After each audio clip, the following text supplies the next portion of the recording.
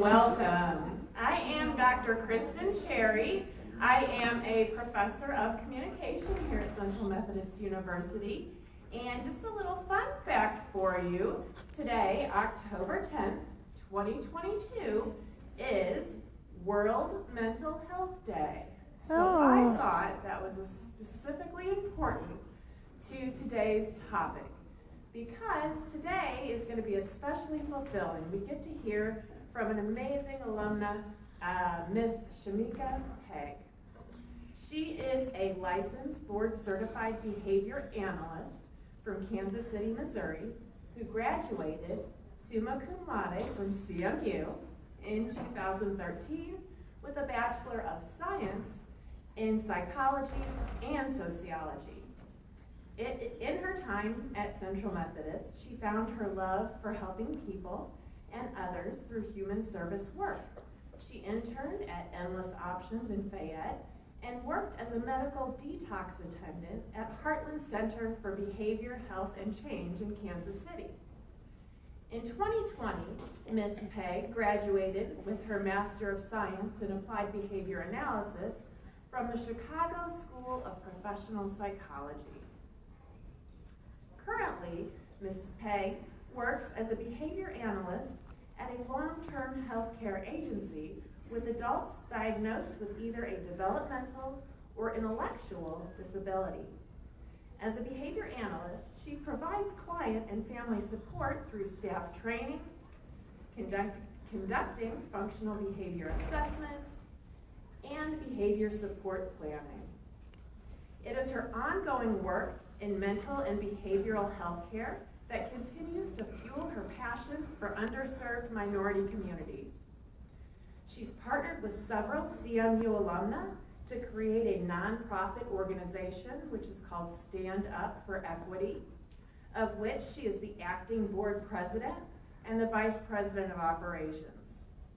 As a first-generation college graduate and one of a few African-American women working in the field of behavior analysis in the state of Missouri, she has first-hand insight into how cultural practices operating within social institutions can alter opportunities for minority groups. It is this knowledge she brings to the area of social and cultural reform. Ms. Pegue aims to share this knowledge with others in hopes of inspiring the next generation of behavior analysts to join the call of social justice work. Tonight, we're so blessed to hear her speak about socially significant problem behavior, a behavior analytic examination of culture control. So please join me as we welcome Ms. Shamika Pegue. It's all good, I got you. I think I just put this back on. Okay. We'll figure that out. Hi, you guys. So I want to shout out to Dr. Cherry. You know, she really reminded me of what it's like to go to CMU. My last name is Pegue, Shamika Renee Pegue. I got you. It's okay. You did it in class too, and I still love you. So thank you guys for coming here on a Monday night at 7 o'clock. I know it's the evening and you all had classes, and so I want to make this fun and exciting as much as I can for science. So I am here to talk about that. I am a behavior analyst. I am a licensed behavior analyst here in the state of Missouri, but I'm also a board certified behavior analyst. And I have had some adventures getting here, and I just want to show you what I know and share it, and I want you to come along this little journey with me as we talk about that. So let's get into it. So what is behavior analysis? It is a realm of natural science that really talks about and understanding human learning and behavior. One of our big books that we love to talk about is the White Book. It's a book that I had to purchase in graduate school, but it was by Cooper, Herring, and Heward of 2007. And it taught me all I needed to know about behavior. So behavior is a collection of responses. It's everything we do every single day. It's, you know, when we get up in the morning and we brush our teeth, we comb our hair, everything is behavior. Everything we do. And we will do behavior until we die. That's one thing that I learned.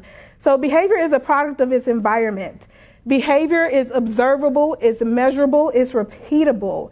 And the person who can do behavior are people who are alive. Dead people cannot do behavior. So every time I look at a behavior treatment plan when they're like, my client is lying on the ground, and I'm like, oh, a dead person could do that. So that does not count.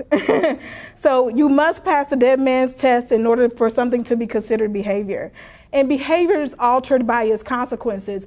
That means that whatever follows behavior changes that environment. It works on that behavior to change it so that it either increases in the future or it decreases.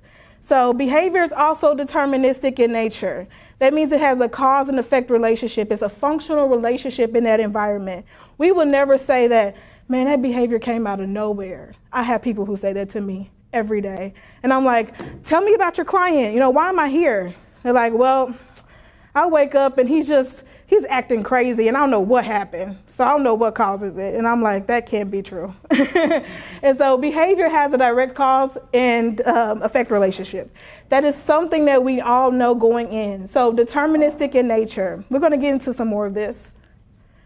So I have some terms and I want you to know them because they're really going to help us out when having this discussion. The first one is association. This is a pairing between stimuli or events under contextual control. So I'm going to give you an example of an association that I had coming in here for homecoming weekend. I drive in from Kansas City. I'm kind of meandering around town, and I see old frat houses that I used to party in back in the day. And as I'm going, I noticed that wholesome families are living there now, like with kids. And I was like, that's not right. That is a fraternity party house. I know it for that reason. That's an association that I have, and it's very strong. I used to party at that house. We used to drink at that house. We used to have fun at that house. Someone's raising a family in that house. That does not go together. So that's an association. I paired events in my environment to have contextual control over my behavior, over my responding. Reinforcement. This is something that I do every day with people. I try my best to give them verbal praise when they're doing well, even sometimes when they're not. I try to encourage them anyway. But reinforcement is this term and operant conditioning that we refer to with anything that increases the likelihood of the response again in the future under similar circumstances. There's two types of reinforcement. I'm going to give examples because trying to explain everything to you in this little bit of time frame is a lot, but I think you will like examples. So, negative reinforcement. How many of you guys set an alarm clock every day? Okay, we got some diligent students in the house that want to get up for classes. That's what's up. Okay, that sound early in the morning, that yant sound that you hate, the one that you rush and you fumble over to turn off your alarm clock, that sound, you turning off that alarm clock and having that aversive stimulus go away is a form of negative reinforcement. Positive reinforcement is, think about being in class and the teacher calls on you and you raise your hand, right? And they answer you.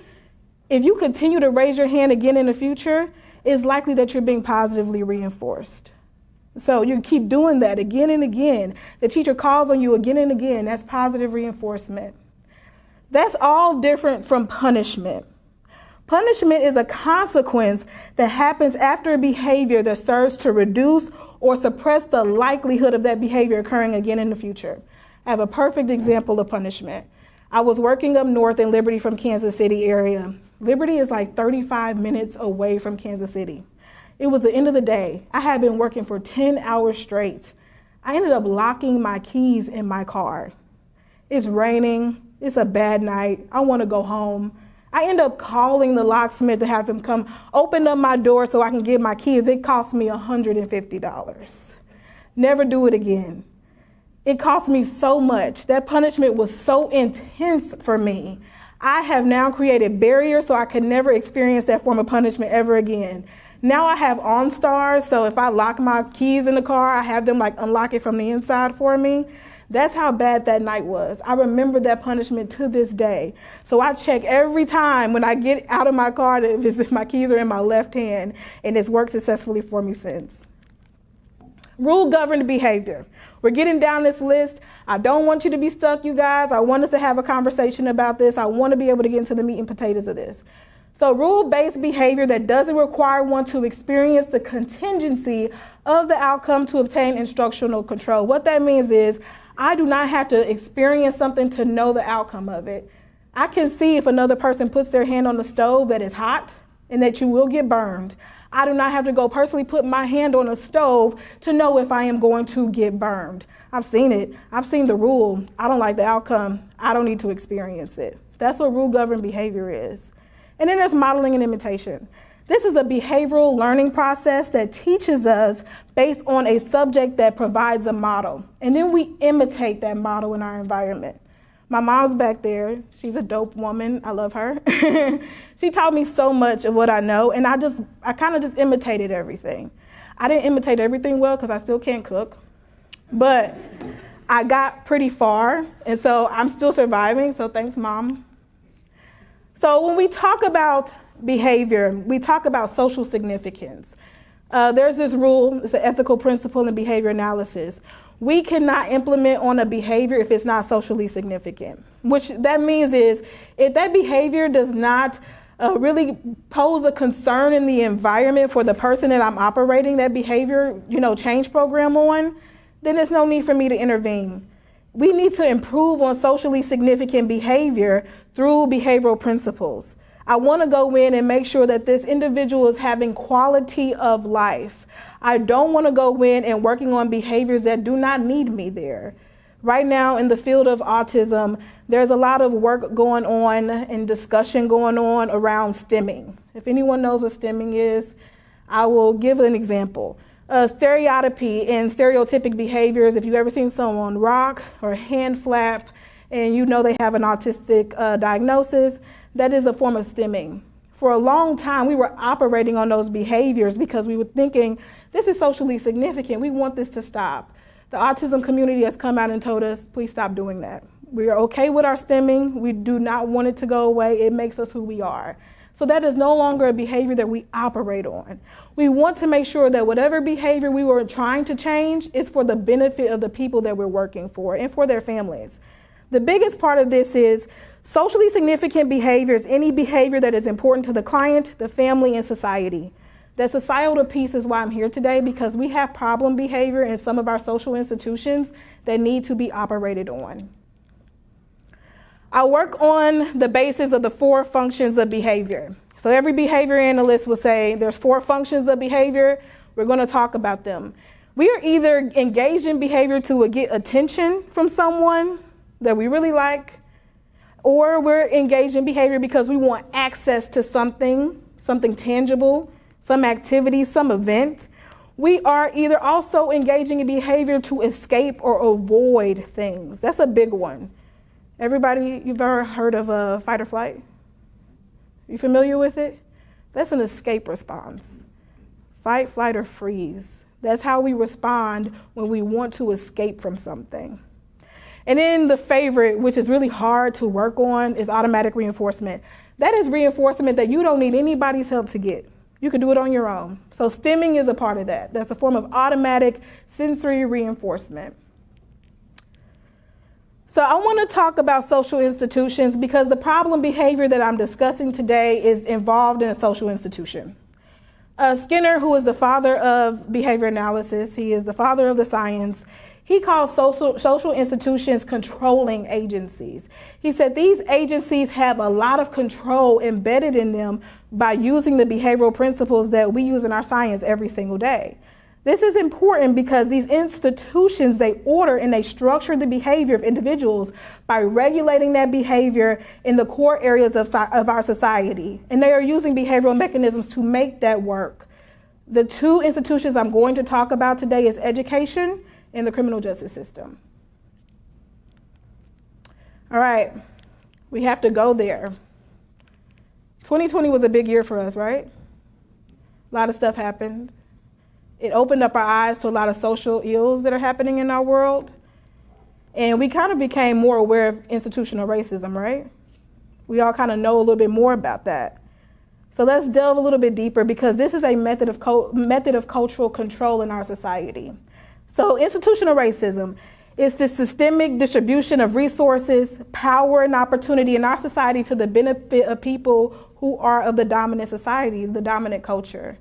And it doesn't work so well for people who are, people of color. In our country, we have a history of poor distribution of resources and opportunities. And it has caused us to shape who we are and how we think of ourselves and how we perceive others. The U.S. consists of a hierarchical system that comes with a broad range of policies and procedures within these institutions that keep it working and keeping it working in its place. It's been very effective. And we know what some of these institutions have produced in the manner of, systemic injustice, such as slavery, segregation, and of course, we've had our own experiences with reservations and internment camps in this country. Ooh, something's happening. All right, I want to play this video because this is why I came here.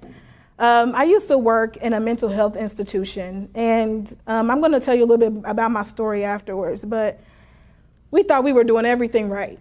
We thought that we knew all the answers, and we thought that we had it all together, and what it comes down to is that we were engaged in a problem behavior that had really affected all these kids that we were working with. And it took me a long time to realize that I was an agent of punishment in that institution. And so I want to talk today about the school to prison pipeline. This is a phenomenon that's happening around the U.S. in the educational system all over. And if you guys ever plan on entering into the world of education, you may find and you may actually see this in front of your own eyes. You may be a witness to this behavioral problem. So I'm going to play this video and we're going to talk about it. We're going to go through all the mechanisms of how we got here, and I'm going to break that down to the best of my ability.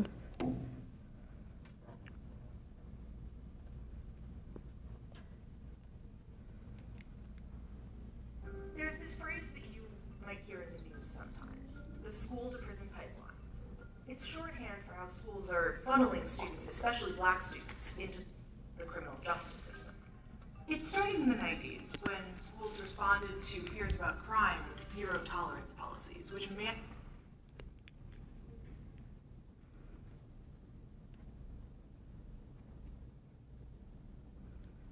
We're buffering. mandated suspensions and expulsions for certain violations. They also cracked down on little things like talking back or uniform violations. The hope was that it would keep bigger problems from bubbling up. But as a result, out-of-school suspensions have doubled since the 1970s, and they keep increasing even though juvenile crime rates have now been dropping for years. Around the same time, the number of police officers stationed full-time inside schools has increased by a third between 1997 and 2007. Ostensibly, they were there to prevent mass school shootings like the one at Columbine, but they end up being a way for schools to basically outsource discipline to the police.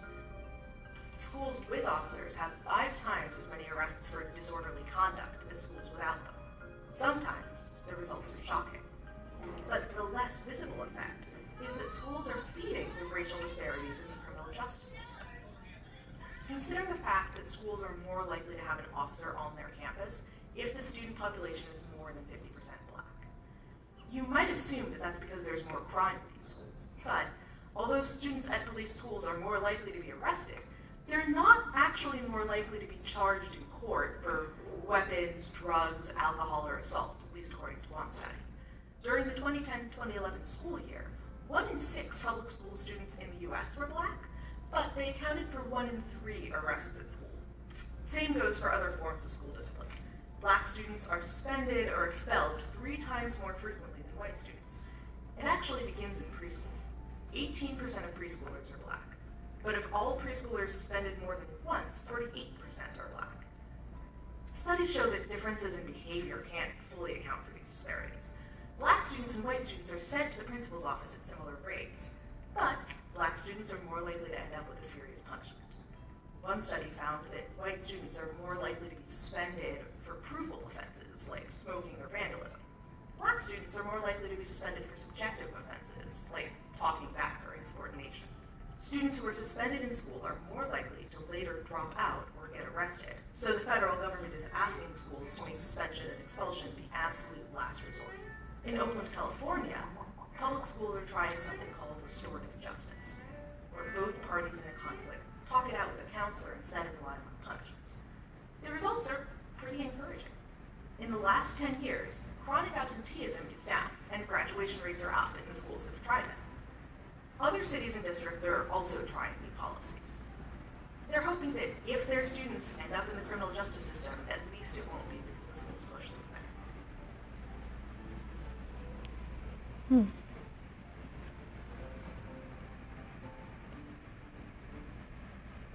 there. Okay.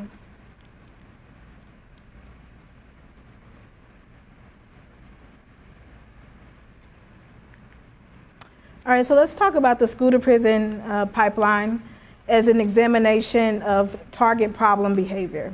So when we look at these two institutions, we are looking at the educational and the criminal justice system working congruently together to create this problem behavior. And so the target problem behavior that I'm defining here is criminalizing. It's labeling an act or behavior as criminal and applying punishment to that behavior to either suppress or deter that behavior in the future. In this regard, criminalizing increases the likelihood that the criminal justice system will be exposed to this child. There's less educational opportunities as a result of this increased likelihood that are very much sustained through poverty and instability. So when we talk about intersectionality of race and poverty, which I learned from Dr. Meyer back in the day, we see that together the issue becomes that African American youth are greatest impacted by the school to prison pipeline system. So I talk a lot about function at work. Function is pretty much like, what does this get us? If someone is engaging in a problem behavior, what do they get out of that thing? Why do they do this? Well, it's to escape and avoid children and behavior that they have deemed undesirable. And the consequences is that they can remove children and behavior considered undesirable. That removal is reinforcing for those who are putting down punishment procedures. And we'll talk a little bit more. I have a professional experience in this. I used to work at an adolescent clinic, and we would get these kids from all different backgrounds and all different socioeconomic statuses and all different races as well. I believed for a very long time that I was doing this great thing until I started looking into how the system was really meting out punishment and how unequal it was. We would have a number of African American students who would come there for small marijuana offenses, being caught on campus with maybe a little bit of marijuana or smoking right after school, and they would be immediately thrown into this system. They would be immediately given to inpatient, where they were forced to stay there to get treatment. And in the process of doing this, they would be met with more additional harsher punishments because they would get into fights at the institution or at the agency. They would not get along with their peers. And if they came with like a DJO, which is like a juvenile detention officer, it would mean more additional consequences for them. And some of them wouldn't successfully complete that program. And they would go off into a more harsher program.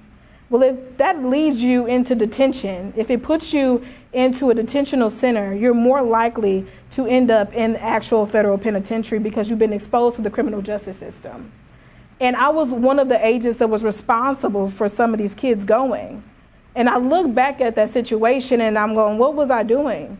Well, I was following the rules. I was following the procedures. I was doing what was asked of me. I was writing the progress notes. I was talking about every occurrence that this kid had ran into and trouble at this institution. And I didn't know I was doing this. I thought I was doing my job. But ultimately doing my job will put this kid further in the institutional process of the criminal justice system. And a lot of teachers, a lot of school administrators don't realize that that's what they're doing. They don't know that they're taking these kids and putting them in harsher positions than what they came from. And so this is why this is so significant. So institutional control, when it comes to the school to prison pipeline, how do we go from school safety to criminalization? Well, we have to talk about systematic racial injustice through association. Remember I said when I came into the town, I was very shocked to see homes that were not inhabited by fraternities. Well, that association is very strong in me, and this is how it becomes so strong. I think about the association here with the idea of the common criminal. We know that in our country, the idea of the common criminal is the body of a black person. And this has been given to us through media for years and decades. I think back to one of the first films that ever was released in this nation that was considered an impactful film of its time was Birth of a Nation. And in it, they are portraying Black people as criminals, as deviants, as lazy, as inconsistent, people who do not care about their life or their outcomes in their life. And that movie was so prolific. It was spread all over the nation. People talked about it as one of the greatest cinematic films ever created for its technology and its way of being able to examine the realism of war. But people were consuming the idea that Black people were insubordinate, inferior, and that became pushed through our system so long and for so hard. And so I look back on things such as the Cops shows and First 48. As a kid, I would watch that and consume so much of it. We all became a part of witnessing the dehumanization of Black people. So racial threat perspective, which is touted by Wilson et al., supports that we have become used to seeing Black people as a biologically flawed individual. And they have become paired again and again with associations of what a criminal looks like. So racial threat perspective also applies to our children of color. I think back to Tamir Rice as he was playing in a park and he was accosted by cops who shot and killed him on the spot. He was not given the opportunity to be a child. In that moment, he was a grown man who was responsible for his own death and his own demise. So we talk a lot here about higher order conditioning. Association is a big deal. In this way, we have become conditioned to see Black people as aversive stimuli that we want to run away from, that we want to escape, that we want to have nothing to do with. And so that elicits a fear response, which is an operant response that says, I need to get away from these individuals. They are scary. They are something to be frightened of. Our associations then become prejudice. We have to look at relational frame theory. It supports that derived transitive relations, they function within our language. Every day I go into some of my homes that I work with, some of my individuals don't have functional communication. I have to sometimes teach that to them. And the way that I would teach it is through putting context together and showing them that if you do this one piece of sign language and give this to me, I will give you food. And I pair food with a certain, sign. Or I pair like a favorite item to a certain sign. And they learn communication that way. We learn communication the exact same way as well every day. We have paired outcomes with our language. And so relational frame theory, it gives us the framework to say that once we have this association, we continue to use it again and again to make our context make sense in our head. So when I think about prejudice, I think of this belief system. It's a system that is connected to skill and stimulus equivalence. Stimulus equivalence occurs when we have arbitrary stimuli that don't have any meaning in our environment, and we pair them together to give out reinforcement. I'm going to show you what this looks like because I know it's a hard concept, and it took me years to learn it, but it made so much sense once all the dots were connected. But it's important to understand that associations become equivalence, and that equivalence becomes our language, and that stuff becomes a belief. Oh, what did we do? All right, I want you guys to tell me, what do you think of this picture? And any of you guys can just yell out on anything. What do you think? Plane. It's a plane. Okay. Anything else? Sunset. Okay, sunset. Does this really mean much to you right now? No. It's causing global warming. Okay. What about now? With both of these pictures, what do you think? Lost? Anybody else? Vacation. Okay, can I add another picture? International. Are we still thinking vacation? Okay. Maldives, baby. Yeah, are we still thinking vacation? Okay. And we're still thinking vacation. Honeymoon, not being in Missouri. Okay. This is what relational frame theory is all about. It's about building context. It's about taking stimuli that are not related at all, and we start to pair them and create a relationship between them. When it was first the airplane, you were like, I don't know what the hell that's about. But as soon as we put like an ocean front out there, like, okay, we're vacationing. Passports, oh, we international vacationing. Oh, we're at the Maldives, honey. Or is this all-inclusive resort with the mimosas? We have an idea based on this context with stimuli that are not related at all. An airplane by itself means nothing. A beachfront by itself means nothing. Passports by themselves don't really elicit much of a response. But when you put all of these things together, they create a contextual framework of a relationship. This is what higher order stimulus equivalence is all about. We are each other's verbal community. When I say that we are a part of a verbal community, all of us in here have one thing in common. Does anyone know what that means? What is that? What's that one thing we have in common? We speak English. Can y'all all understand what I've been saying this entire time up here? Yes. Okay. I can even hear their conversations over here, they side talk. That's all that English. We're each other's verbal community. I can reinforce your behavior and you can reinforce mine. That's what makes us special. I'm also a part of other verbal communities. I'm a part of the Black community, and we have our own language, right? We have our own colloquialisms, and those are reinforced within our own communities. That is so important because this is how language is exchanged. This is what makes it functional. In this specific example, I'm a speaker right now, and you're my listener. And I am giving you something and you're nodding your head, you're reinforcing my behavior. You're giving something back to me. You're mediating my attention that I'm giving to you. You're giving it back to me. And so that is how we exchange language all the time. I could ask Darrell right now, could you go get me a glass of water? Would you be able to go get it for me? Sure. I work with individuals sometimes that do not have the ability to ask for what they want because they don't have language. And so I come in and my job is to create language opportunities so that they can get their needs met.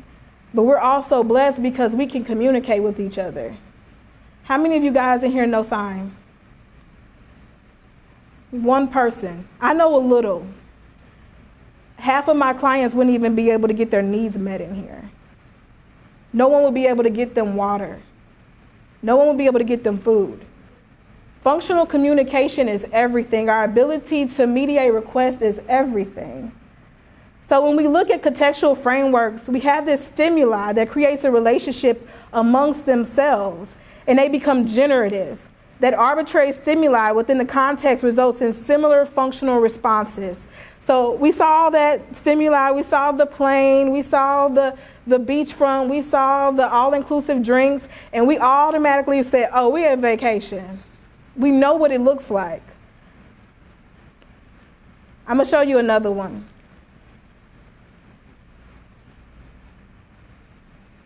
What's the response here? Criminal. It was easy, wasn't it? When I watched shows like this as a kid, like Cops or The First 48, this is all I saw. It was always a body of a Black person being compared juxtapositionally up against the criminal justice system. We are so familiar with this look that it's automatic to us. This is what we're shown all the time. It doesn't take a guessing game for this. When I think about the school to prison pipeline, we have to talk about how our behavior becomes a cultural practice. According to Glenn of 2004, a cultural practice is defined as the cumulative effects of human behavior as the result of learned behavior of individuals. Pretty much we keep doing the same thing with the same associations over and over again, reinforcing those associations until they become a practice. They become something that's embedded in our culture. Something that we become used to, something that we don't even question anymore. And that becomes problematic if we are looking at institutional racism as a problem behavior. So when I talk about all of this as cultural control, When we say behavior becomes a cultural practice, remember rule governed behavior? This is when our codes and our laws provide ongoing structure through rule following. When we have suspension rules. I met a kid in treatment one time and I asked him, how long were you suspended for? He said 186 days. Imagine being out of school for 186 days. And that was normal. When we think about reinforcement, both negative and positive reinforcement work to increase and sustain criminalizing behavior. Well, if I continue to throw individuals out of school, that's reinforcing for me as a teacher. I don't like that behavior. So let's continue to get rid of those kids. Let's continue to push them out of the system. Let's continue to do what we've been doing for years. Modeling and imitation. I remember getting my job at the clinic that I worked for. And, of course, I'm thinking I'm doing so well, but I was just imitating what was modeled for me. We continue to imitate authoritarian roles as we become new agents in an organization. And sometimes we don't even question it because who are we to question a system that we've never been a part of before? How are we to know that it's wrong? And then punishment. Punishment removes the undesirable behavior which is reinforcing to the punisher. Again, if I'm a teacher that doesn't like a certain kid in my class, this person is negatively influencing other individuals, I want that kid gone. And we wonder how they end up in the system. And unfortunately, students who are removed from the learning environment have increased in likelihood of future incarceration. I wanted to throw this in here because last week I did a presentation about my client. I have a client that he's insatiable when it comes to food intake. He just goes around his house, he just steals everybody's food. And I've been working so hard to get this problem behavior down. And I finally decided to take it to the Behavioral Advisory Board. And there was a PhD doctoral guy there, and he was giving a presentation.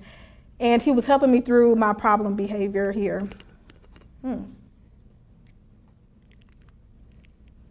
We have lost the feed.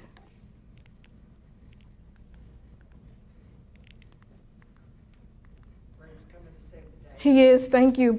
Thank you. He promised he would show up for me. Awesome. So I was in this situation where I didn't know what to do with this client. And the PhD guy came in, he was getting his behavior analysis degree, and he's a doctor, he's getting ready to finish. And it dawned on me that he said, the way you've been looking at this problem behavior is weird to me. And I'm like, what do you mean? He said, you keep looking at this individual as coming into a stimulus, contacting this stimulus, acting on this stimulus, and then whatever happens afterwards is either reinforcing or is punishing his behavior. And I'm like, yeah, that's like how we were taught in school. He's like, but it's too rigid. And I'm like, no, it's not. That's what we've learned. We learned this. Thank you. And I was like, that's what's wrong with what I've been doing. He said, you're treating the individual like a robot. And I'm like, no, he's a person to me, I promise. And he's like, you've been treating this individual like a robot. You forgot everything that makes him an individual. And so I look here at the 4-term contingency that's really popular in behavior analysis. So that first set of letters right here, the EO, this represents motivation. Motivation is really important to us, primarily because we wouldn't do anything without it. Have you ever been hungry before? Ever been thirsty before? Have you done everything in your power to go get water and food when you're hungry and thirsty? That's what that EO is. It's the motivational thing. It's the thing that drives us. This next set of letters is called an SD. It's a discriminative stimulus. It means that if reinforcement is available, that I can go and get it. So think about it. You're hungry and down the street is a McDonald's and you know it's open. You're going to work really hard to go to McDonald's and get you some food. You leaving to go to McDonald's is a behavior. You're walking there, you're getting there, and then you get your food, and that food is so reinforcing. And that's the last group of lettering there. Motivation is everything, because if it wasn't for motivation first, you wouldn't even walked out of there. You wouldn't have even went to go get the food. And so he's like, you're not thinking about the 4-term contingency. But I would have to go a little step further. Our motivation just doesn't exist in some bubble. It's just not turn on and turn off. We are complex individuals. We have strong behavioral histories. And our behavioral histories differ, but in a lot of ways they're alike.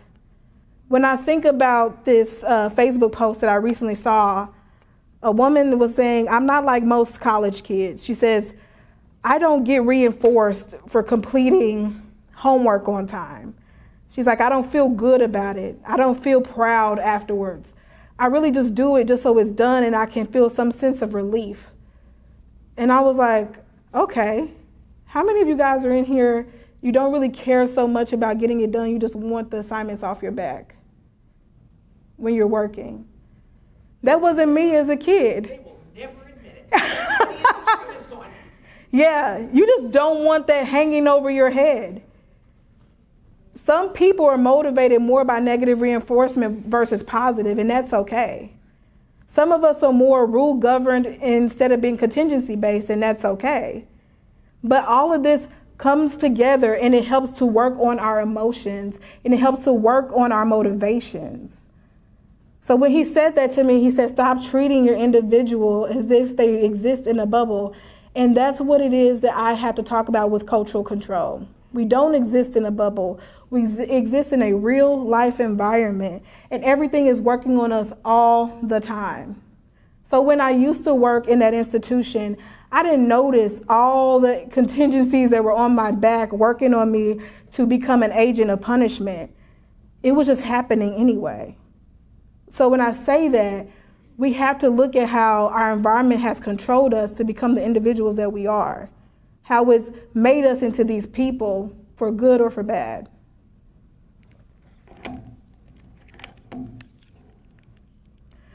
So how do we change? This is important.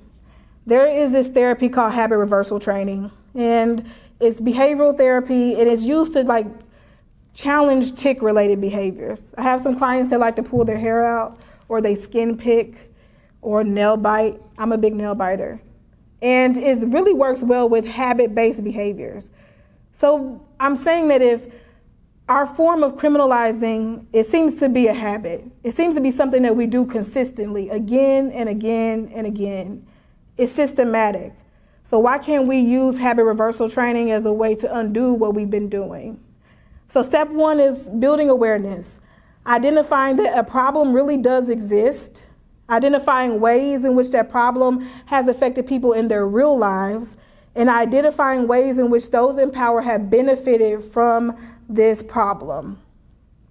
Step two is we're going to identify institutions, agencies, and contexts in which the behavior is likely to occur. And that is looking at the judicial and the criminal justice system and saying it is flawed and it needs to change. We also have to look at the educational system and the ways that it doles out inequities every single day. Do you guys know that right now we have more segregation in our public school system than we did in the 1950s? It's worse now. It's become worse. Step three, we have to build tolerance through differential reinforcement. This is a time where we have to extinguish old behavior. Instead of giving reinforcement to things that we no longer see, we no longer want to see, we have to hold that reinforcement back. We have to say, no longer are we going to reinforce you from removing children from the system for nonviolent offenses. We're not going to always rely so heavily on punishment, but we're going to rely on least restrictive alternatives first. We're going to reinforce more appropriate replacement behaviors. We're going to reallocate resources in our communities and in our schools. We have to ask, does this behavior warrant the need of a policeman? Could we bring in a social worker? Is this time to bring in school-based counselors, school psychologists? Hell, even more BCBAs would be nice. And in step four, we have to reinforce replacement behaviors with our students. We have to remember that every kid that's in the school system, their behavior has a real function. If they're disrupting your class, have you decided to say, I wonder what this kid is trying to get from me? Do they want more attention? Does that kid need a break? Maybe this is time for us to put in differential strategies. How can we avoid the worst possible alternative? I'm going to end with this, and this is a quote by B.F. Skinner. He says, "Give me a child and I'll shape him into anything." Well, if anything is possible, why on earth would we continue to shape criminals? And that's all I have.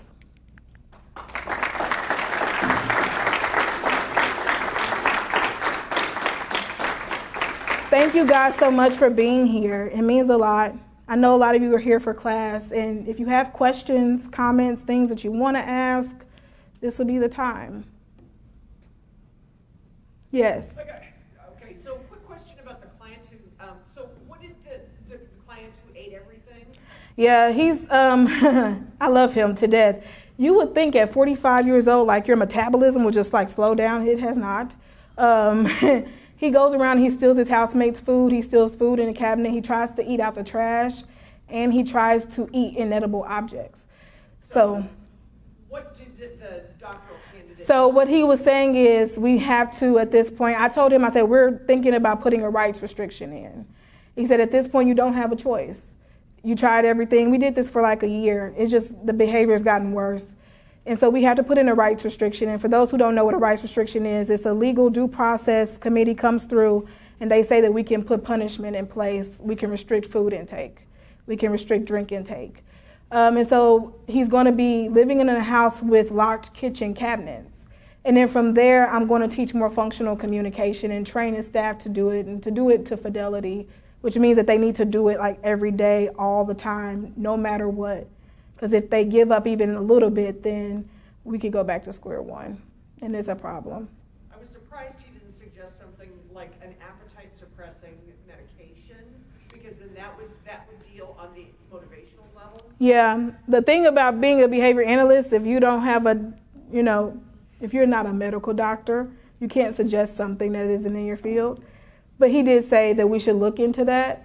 His doctor is reluctant. Yeah. Well, and you also have that habit that has already developed. It's very strong. Separate from the motivating. Yeah, very separate. Yeah. No, you're fine. So given that prejudice operates at an implicit and an explicit level, it Mm-hmm. kind of seems like behaviorally with like the school to prison pipeline and what you're referring to as cultural control, it operates at a pretty implicit level with very explicit results. Yes. How do we go about motivating individuals in both the criminal justice and the education system? I know it's a big question, but any ideas or pontifications that you've heard? How do you go about motivating people at kind of the front line of that, school resource officers, educators? How do we motivate them to learn about their implicit biases in a way that reduces the explicit consequences of their prejudice without them feeling attacked or like they need to do something? How do we go about that? Yeah, that is a loaded question. Thank you so much for putting me on the spot. I love it. I do this every day with my caregivers. I have people who run my behavior support plans, and you will be very shocked to know how far verbal praise and acknowledgement goes. It goes very far. So what I normally do every day is I say, thank you for putting this plan in place. Thank you for being open to these new suggestions. Thank you for being coachable. And then we also started an incentive system at my job where you get these things called ROARS cards, and we give them out to staff as they're doing, the work of our planning. And sometimes I just go up and I say, thank you for being accountable to this plan today. Thank you for helping out our client. And they build up so many of those that our job just starts giving out free stuff. So it's just like, you get a t-shirt, you get water bottles, you get hoodies, you get jeans, you get a free flu shot, something that you didn't have to pay for, And so they're doling out reinforcement all day, and it's because we work so hard to put it in place. So it's been working really well. The same thing can work at that level with our individual teachers. There's stuff that teachers want that doesn't cost a lot of money. Maybe you pay for school supplies for a year for a teacher who goes consistently to the trainings. Maybe you help out with gas. Maybe you do some incentives where you pay half the rent.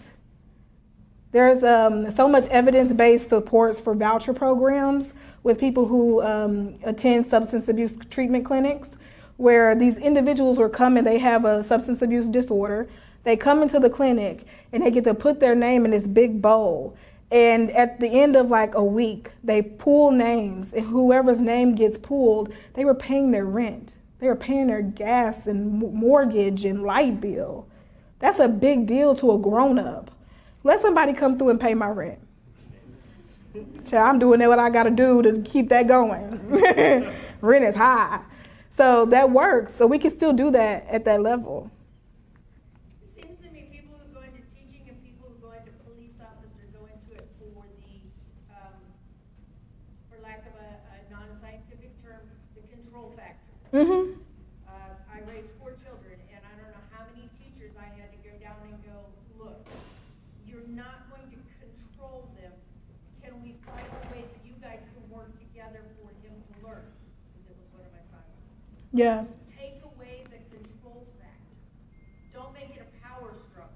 Yeah. Because it seems, and many times in the situations I see in the news, not well read, but the things I see in the news, it comes down to control.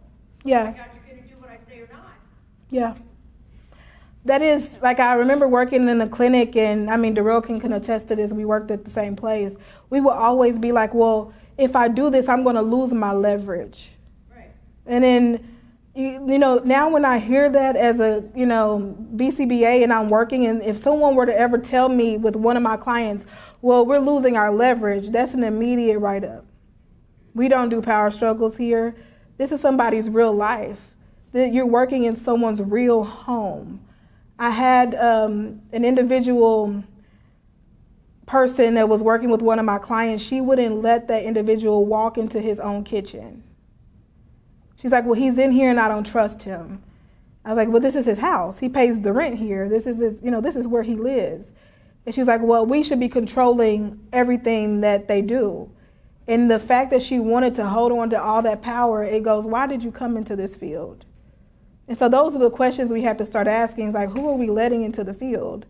Like, are they learned individuals? Do they know better? Have they been through training? You know, I think about so many police officers, they barely have any education walking into their first day on the job. So maybe this is a time that we start restructuring what it looks like to be qualified as a professional in those fields. Yes. Do you ever think that racism will actually get any better? Good. Like everything we've gone through, like from like what we're seeing now? Girl, from slavery to now. We better. I know it seems bleak because we're still talking about this 400 years removed from slavery plus. But we are in a better position. I'm standing here. There was a time that this school didn't let in black students. And I'm an alumni from here. Well, I know you talked about how in schools now they're more segregated, so They are. it's gonna change. We change it. One of the issues is the reason why they're so segregated because of history of redlining in our country, where we only relegated people of color to certain communities, certain schools, certain ways of life too. And now what we see is that poverty has overtaken these communities. And so those communities continue to get really, really poor, while those other communities that were predominantly white just kept growing in influence and in power and resources. A lot of what people have suggested is that we remove resources from the community itself that is dictates. So let me explain this. So most of the time when you're in a school, the district around that school pays for everything for those kids to go to that school. Their money and their taxes go to that school and that community. So some of the suggestions have been that we just start putting that responsibility back onto the state, and the state evenly distributes resources for every school in that state. And I like that idea. I know we talked earlier about like socialism, and that's kind of what that looks like. But that is it's a more practical way of looking at how resources are distributed evenly within our states and within our country. Like a kid shouldn't go to a school that has limited resources just because they come from an impoverished community. That makes no sense. We want every kid to have the same, opportunity. I mean, like, I went to a very impoverished school district. There's some kids that came here who came from a great, well-resourced school district. That changes the opportunity, that changes the outcome. You can't say that a kid that didn't have more doesn't have an advantage, because they do. So that's one solution. And there's others. If you guys have some, take it to your legislatures, you know. Go take it up there to the people who are meant to make change. Vote this month. And you vote very hard. My first ever election that I attended as an adult who could actually vote was when we were voting for president during Obama's election. I was so happy to walk my butt down to the square. I was like, I'm casting a vote. I was so proud of myself. It was the first thing I feel like I did as a grown up here. So yeah, and that just shows you how old I am. So sorry about that. Anyone else? Any questions? Oh, she's cutting me off. Thank you so much, everyone, for attending. We do have some refreshments in the back, so if you'd like to hang out and chat a little bit more, feel free to do that. But let's give her a round of applause. Thank you. Thank you, guys.